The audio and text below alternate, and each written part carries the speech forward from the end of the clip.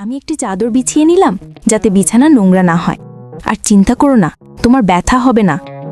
আমি কলে হাত ধোবার সময় খেয়াল করলাম রিনা মা বাথরুমে যাচ্ছেন। রিনাকে বললাম, রিনা, আর একটা পরীক্ষা করা বাকি আছে। এই বলেই আমি বাথরুমে চলে গেলাম। বাথরুমটা পুরো অন্ধকার, কোনো আলো নেই। আমি রিনা মাকে বললাম, এখানে তো কিছু দেখা যাবে না, তাই ঘরের টর্চ জ্বালিয়ে করতে হবে। আমার নাম অরুণ। আমি আমাদের শহর নদিয়াপাড়ার থেকে প্রথম ডাক্তারিতে চান্স পাই, তাই নদিয়াপাড়ার লোক আমাকে নিয়ে খুব গর্বিত। ঘটনাটা তখনকার যেবার আমি প্রথম গরমের ছুটিতে বাড়িতে আসি। সকাল সন্ধ্যা নদিয়াপাড়ার লোক নানা রোগ নিয়ে আমার কাছে চলে আসে, কারণ তারা ভাবে আমি ডাক্তার হয়ে গেছি। আর আমিও তাদের নিরাশ করি না, কারণ তারা আমাকে খুব ভালোবাসে। তবে তাদের বেশিরভাগই জ্বর সর্দি নিয়ে আসে, তাই আমি তাদের কিছু ওষুধ দিয়ে দিই যাতে তারাও খুশি হয়। এই রকমভাবে আমার ছুটির দিনগুলি বেশ ভালোই কাটছিল। তারই মধ্যে একদিন খবর এলো আমার দিদিমার খুব শরীর খারাপ, মা আর বাবাকে যেতে হবে। বোনেরও স্কুল ছুটি, তাই সেও যাবে। তাই বাড়িতে রয়ে গেলাম একা। আমি কিন্তু আমার খাবার ব্যবস্থা কি হবে তা নিয়ে মা পড়ে গেলেন ভীষণ চিন্তায়। তখনই মুশকিল আসান হয়ে দেখা দিলেন আমাদের পাশের বাড়ির রিনা মা, যিনি আমাকে ছোটবেলা থেকে কোলে পিঠে করে মানুষ করেছেন। তিনি মাকে বললেন, দিদি, অরুণ তো আমার ছেলের মতো, তোমরা ওকে নিয়ে কোনো চিন্তা করতে হবে না, ও আমাদের বাড়িতেই খাবে। তাই মায়ের আর কোনো চিন্তা রইল না। পরদিন সকালবেলা মা, বাবা ও বোন রওনা দিলেন দিদিমার বাড়ির উদ্দেশ্যে। তাই সকাল থেকে বাড়ি ফাঁকা। এরই মাঝে কয়েকজন এসেছিল ওষুধ নিতে। তারপর আর কোনো কাজ না থাকায় ঘুমিয়ে পড়েছিলাম। হঠাৎ ঘুম ভাঙল রিনামার ডাকে, কিরে অরুণ, খেতে হবে না? দুপুর হয়ে দেখে, যা স্নান সেরে তাড়াতাড়ি আমাদের বাড়ি চলে আয়। আমিও তাড়াতাড়ি স্নান সেরে রিনামাদের বাড়ি গিয়ে দেখি তিনি দুইজনের জন্য খাবার বেড়ে বসে আছেন। এখানে বলে রাখা ভালো যে রিনামা বাড়িতে একাই থাকেন। রিনা বাবা শহরে চাকরি করেন ও তাদের একমাত্র মেয়ের বিয়ে হয়ে গেছে। রিনামা একটু মোটা ধরনের মহিলা, গায়ের রং একটু চাপা, কিন্তু মুখটা খুব সুন্দর। বাড়িতে হালকা শাড়ি আর ম্যাক্সি পরে থাকেন। ম্যাক্সিতে রিনাতে বেশি সুন্দর লাগে। ঢিলেঢালা ম্যাক্সিতে রিনার সৌন্দর্য পাড়ার সবার মন কাড়ে। আমি যেতেই রিনামা বললেন, তাড়াতাড়ি খেতে বসে পড়। আমারও খুব খিদে পেয়েছিল, তাই তাড়াতাড়ি খেয়ে নিলাম। খাবার শেষ করে দুজনে একসাথে কল পড়ে যাই, আমি হাত ধুতে আর রিনামা বাসন মাজতে। তখন খেয়াল করলাম রিনামা ঠিকমতো বসতে পারছে না। আমি ব্যাপারটা খাবার সময়ও খেয়াল করেছিলাম। দেখে মনে হলো যেন ওনার বসতে খুব কষ্ট হচ্ছে, কিন্তু আমি আর কিছু বললাম না। হাত ধুয়ে সোজা চলে এলাম ঘরে। ভাবলাম এখন আর বাড়ি গিয়ে কাজ নেই, এখানে রিনামার সাথে বসে দুপুরটা কাটিয়ে দেব। কিছু সময় পরে রিনামা ঘরে আসলেন, হাতে পানের সাজি নিয়ে। বাঙালি মহিলাদের ভাত খাওয়ার পর পান খাওয়াটা যেন একটা নিয়ম। ওইদিকে রিনামা নিচে বসে পান সাজাতে লাগলেন, আর আমি খাটে বসে তাকে দেখছিলাম, আর তার সাথে গল্প করতে লাগলাম নানা কথা নিয়ে। তখনও দেখলাম রিনামা একটু অন্যরকম হয়ে বসে রয়েছেন, যেন সহজভাবে বসতে পারছেন না। ওইবার আমি আর থাকতে না পেরে জিজ্ঞাসা করে বসলাম, রিনামা, তোমার কি হয়েছে? আসার পর থেকে খেয়াল করছি তুমি ঠিকমতো বসতে পারছো না, মনে হচ্ছে তোমার বসতে খুব কষ্ট হচ্ছে। রিনামা বললেন, রে অরুণ, ওই রকম কিছু না, আসলে বয়স হয়েছে তাই না। রিনামা, ব্যাপারটা অত সহজ না। আমি একটু পণ্ডিতগিরি দেখিয়ে বললাম, আমি ডাক্তার, তাই আমাকে ফাঁকি দিতে পারবে না। রিনামা এবার হেসে বলল, বড় ডাক্তার এসেছেন একবারে, সব বুঝে গেছেন। আমি বললাম, তো তেমন কিছু না। আমি এবার নাছর বান্ধা না, সত্যি করে বল, কি হয়েছে তোমার? রিনামা এইবার আমার চাপের কাছে হার মানলেন। কি বলবো তোকে, প্রায় 2 মাস ধরে তলপেটে খুব ব্যথা, বসলে উঠতে পারি না। আমি রিনামার কথা শুনে কেমন যেন মনে মনে উৎসাহী হয়ে গেলাম। ভাবলাম ব্যাপারটা এগিয়ে নিয়ে যাই, দেখি কি হয়। জিজ্ঞাসা করলাম, তাহলে ডাক্তার দেখাওনি কেন? তো রিনা বাবাকে বলেছিলাম, কিন্তু তার তো আর সময় হয় না। বুঝলাম রিনা বাবার প্রতি অভিমান আছে মনে মনে। ভাবলাম দেখি কিছু কাজ হয় নাকি। কোথায় ব্যথা বলতে রিনামা তলপেটের দিকে দেখালেন। আমি বললাম, পরীক্ষা করে দেখতে হবে কি হয়েছে। রিনামা একটু অস্বস্তিতে পড়ে গেলেন, কিন্তু আমাকে থামতে বলতে পারছেন না। ব্যথার জন্য আবার আমার সাথে খোলামেলাভাবে কথাও বলতে পারছেন না, লজ্জার সম্মানের কারণে। আমি পর্যবেক্ষণ করে অনেক কিছু দেখতে পেলাম। বন্ধুরা, ইউটিউবের কড়া নিয়মের কারণে এসব ঘটনা সরাসরি বলা যাচ্ছে না। তোমরা কমেন্টে দেওয়া লিঙ্ক থেকে আমার ওয়েবসাইট ভিজিট করো, সেখানে একদম খোলামেলা গল্প দেয়া আছে। এ সময় যা যা দেখেছি তা দেখার পর মনে এক অদ্ভুত অনুভূতি হচ্ছিল। ভাবলাম রিনার রোগের চিকিৎসা আমারই করতে হবে। আমার কাছে একটা যন্ত্র আছে যেটা দিয়ে রিনা সরাসরি চিকিৎসা করাতে রাজি নাও হতে পারে। তাই আমি একটা পরিকল্পনা করতে লাগলাম। ওইদিকে বিকেল হয়ে যাচ্ছিল, তাই ওই দিনের মতো কাজ শেষ করে রিনামাকে বললাম, তোমার রোগটা আমার ভালো ঠেকছে না, অনেক দিন যত্ন না নেওয়ার কারণে জটিল হয়ে গেছে। আমি কয়েকটা ওষুধ দিচ্ছি, 2 দিন দেখো, যদি না সারে তবে ছোট্ট অপারেশন করতে হবে। রিনামা আমার অপারেশনের কথা শুনে রিনা উঠে বসে পড়লেন আর বললেন, কি বলছিস অরুণ, অপারেশন? যা শুনে তিনি কিছুটা ভয় পেয়ে গেলেন। তখন আমি তাকে বুঝিয়ে বললাম, রিনামা, ভয়ের কিচ্ছু নেই, ছোট্ট অপারেশন, তা আমি এখনই করতে পারবো।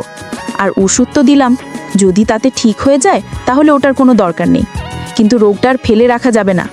এমনই দেরির কারণে অনেক জটিল হয়ে গেছে, আর দেরি করলে সারানো মুশকিল হয়ে যাবে। কথা শেষ করে দুইজনে উঠে পড়লাম। রিনামা নিজেকে গুছিয়ে নিলেন, তারপর একসাথে কল পরে রওনা দিলাম। আমি কলে হাত ধোবার সময় খেয়াল করলাম রিনামা বাথরুমে যাচ্ছেন। রিনাকে বললাম, রিনা, আর একটা পরীক্ষা করা বাকি আছে। এই বলেই আমি বাথরুমে চলে গেলাম। বাথরুমটা পুরো অন্ধকার, কোনো আলো নেই। আমি রিনামাকে বললাম, এখানে তো কিছু দেখা যাবে না, তাই ঘরে টর্চ আছে? তিনি প্রতিউত্তরে শুধু হ্যাঁ বললেন। কোথায় বলতে তিনি সেটা ঘরে টেবিলের ওপরে আছে জানালেন। আমি দৌড়ে গিয়ে টর্চ নিয়ে এলাম। রিনাকে বসতে বলে আমি টর্চ দিয়ে পরীক্ষা করলাম। শেষবারের মতো হাত দিয়ে ভালো করে পরীক্ষা করে অনেক কিছু বুঝতে পারলাম। এরপর হাত ধুয়ে রাতে খেতে আসার সময় ওষুধ নিয়ে আসবো বলে বাড়ি চলে আসলাম। আগের দিন বিকেলবেলা রিনামার রোগ পরীক্ষার নাম করে অনেক কাজ করেছি, কিন্তু আমার মন চাইছে রিনামাকে ভালো করে একটা ট্রিটমেন্ট দিতে হবে। রাতে তাদের বাড়ি খেতে গিয়ে আমি পূর্ব কথা মতো তাকে কয়েকটি ওষুধ দিয়ে আসি। আসলে সেগুলো ছিল হজমের ওষুধ, যা দিয়ে তার ব্যথা কমার কোনো কারণ ছিল না, যাতে পরের দিন আমার প্ল্যান অনুযায়ী অপারেশনের বাহানায় রিনামাকে চিকিৎসা দিতে পারি। পরদিন সকালের দিকে গিয়ে একবার তাকে জিজ্ঞাসা করে আসি তার ব্যথা কমেছে কিনা। আমার প্ল্যান মতো তিনি উত্তর দিলেন, না, তার ব্যথা কমেনি। ওইদিকে আমি মনে মনে খুশি হয়ে কিন্তু মুখ বেজার করে রিনামাকে জানালাম, আজ সারাদিন ওষুধটা খেয়ে দেখো, যদি ব্যথা কমে তবে ঠিক আছে, না হলে কাল অপারেশন করতেই হবে। এই কথা বলে চলে এলাম।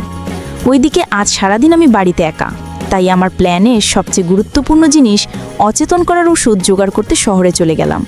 ওইদিকে রিনামাকে বলে গেলাম কিছু বই আনতে শহরে যাচ্ছি, ফিরতে রাত হতে পারে। অচেতন করার ওষুধ জোগাড় করা সহজ ব্যাপার নয়, তাই আমি এক সিনিয়র মেডিকেল ছাত্রের সাহায্যে নিজের মেডিকেল ছাত্রের পরিচয় দিয়ে অনেক কষ্টে ওষুধটা জোগাড় করলাম, যা দিয়ে কোনো ব্যক্তিকে প্রায় 5 ঘন্টা এমনভাবে অচেতন করে রাখা যায় যে কিছুই টের পাবে না। যাই হোক, ওষুধ জোগাড় করে বাড়ি ফিরতে ফিরতে রাত হয়ে গেল। তাই রাতের বেলা রিনামার বাড়ি খেতে গিয়ে তাকে জিজ্ঞাসা করলাম ব্যথা কেমন। তিনি আগের মতো জবাব দিলেন না, ওষুধে কোনো উপকার হয়নি। আমি জবাবে বললাম, আজ রাতটা দেখি, না হলে কাল অপারেশন করতেই হবে। যা শুনে রিনামার মুখটা কেমন ভীত গম্ভীর হয়ে গেল। রিনামা যে অপারেশনকে ভয় পাচ্ছে তা বুঝতে পারলাম। তাই আমি তাকে বুঝালাম, রিনামা, ভয়ের কোনো কারণ নেই, ছোট্ট অপারেশন, তোমায় ব্যথা হবে না। রিনামা আপুর কথায় কিছুটা আশ্বস্ত হলেও আবার জিজ্ঞেস করলেন, অরুণ, অপারেশন কি খুব জরুরি? আমি বললাম, হ্যাঁ, না হলে ইনফেকশনের ভয় থাকবে। এই কথা বলে আমি বাড়ি ফিরে এলাম, কিন্তু মনের মধ্যে তখন একটাই কথা, কখন সকাল হবে, কখন রিনামার অপারেশন করতে পারবো। পরদিন সকালবেলা ঘুম থেকে উঠে সোজা চলে গেলাম রিনামাদের বাড়ি। রিনামা খুব ভোরে ঘুম থেকে ওঠেন।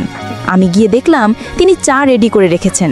আমি চা খেতে খেতে তাকে আবার প্রশ্ন করলাম, তোমার ব্যথার কি অবস্থা এখন?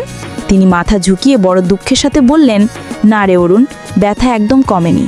আমি কথাটা শুনে মনে মনে খুব খুশি হলাম, কিন্তু মুখে একটা চিন্তার ভাব নিয়ে তাকে জানালাম, রিনামা, আর কোনো উপায় নেই, অপারেশনটা করতেই হবে। যা শুনে তিনি আবারও চিন্তিত হয়ে বললেন, অরুণ, আর কিছুদিন দেখলে হয় না? সবে তো মাত্র একদিন ওষুধ খেলাম। আমি সঙ্গে সঙ্গে তাকে থামিয়ে দিয়ে বললাম, না রিনামা, তোমার যা রোগ তা ওষুধে সারবে না মনে হচ্ছে। তবু আমি একবার চেষ্টা করলাম, কিন্তু এরপরে অপারেশন না করলে বিপদ হতে পারে। আমার কথা শুনে রিনামা আরও ঘাবড়ে গেলেন, বললেন, দাঁড়া, তো রিনা বাবাকে একবার জিজ্ঞেস করে দেখি। এটা শুনে আমি মনে মনে কিছুটা ভয় পেয়ে গেলাম যে এবার আমার প্ল্যানটা না ভেস্তে যায়। এমন সময় রিনামা বললেন, অরুণ, তোর কাছে মোবাইল আছে না? আমাকে একটু দে না, তো রিনা বাবার সাথে কথা বলে দেখি তিনি কি বলেন। আমি মন না চাইলেও অনিচ্ছা সহকারে মোবাইলটা তাকে দিলাম। তিনি মোবাইলে রিনা বাবাকে সব ঘটনাটা বললেন। শুনে তিনি বললেন, অরুণ এই বিষয়ে সব জানে, তাই সে যেটা ভালো বুঝবে সেটাই করা উচিত। আর ও যদি বলে অপারেশন করা জরুরি, তাহলে তা করিয়ে নেওয়া ভালো। রিনা বাবার সাথে কথা বলে রিনামা এবার যেন অনেকটা হালকা হলেন। আর আমি মনে মনে খুব খুশি হলাম, কারণ আজ রিনা বাবার পারমিশন নিয়ে আমি রিনামার চিকিৎসা করব। রিনামা জিজ্ঞাসা করলেন, অরুণ তাহলে কখন করবি? আমি কিছুটা ডাক্তারি ঝেড়ে বললাম, তুমি সকাল 10টার দিকে পেট ভরে খেয়ে নিবে আর ভালো মতো স্নান করে নেবে। আমি তোমাকে ওষুধ দিয়ে অচেতন করে নেব, তুমি বুঝতেই পারবে না কখন কি হয়েছে। যা শুনে রিনামা বললেন, তাই নাকি? তাহলে খুব ভালো। আমি বললাম, তুমি ঘুম থেকে উঠে দেখবে সব শেষ। তাহলে আমি এখন যাই, বোটার দিকে আসবো, তুমি রেডি থেকো। 12টার সময় আমি চলে আসলাম রিনামাদের বাড়ি, অচেতন করার ওষুধ আর আমার যন্ত্রসন্ত্র নিয়ে। ঘরে গিয়ে দেখি যে তিনি রেডি হয়ে বসে আছেন। আমি সাথে সাথে তাকে বললাম, রিনামা একটা বড় চাদর বিছিয়ে নাও, না হলে বিছানা নোংরা হয়ে যাবে। তিনি একটা চাদর এনে বিছানায় পেতে দিলেন। এরপর আমি অচেতন করার ওষুধ দিলাম।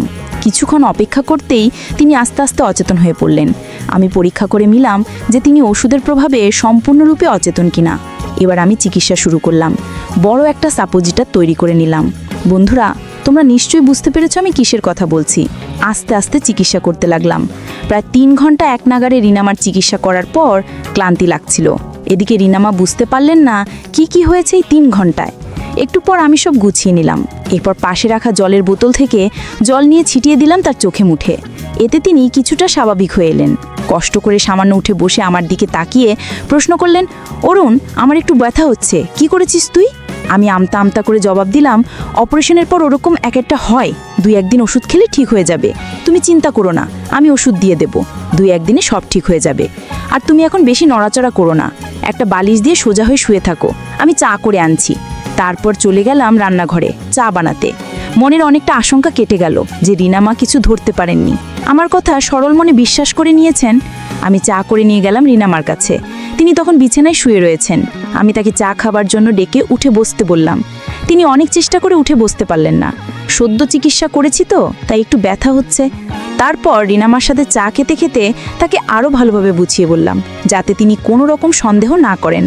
তাই তাকে কিছু মিথ্যে গল্প বানিয়ে বললাম, রিনামা তোমার রোগটা খুব জটিল ছিল, যা তোমাকে আগে জানাইনি, কারণ তুমি ভয় পেয়ে যাবে।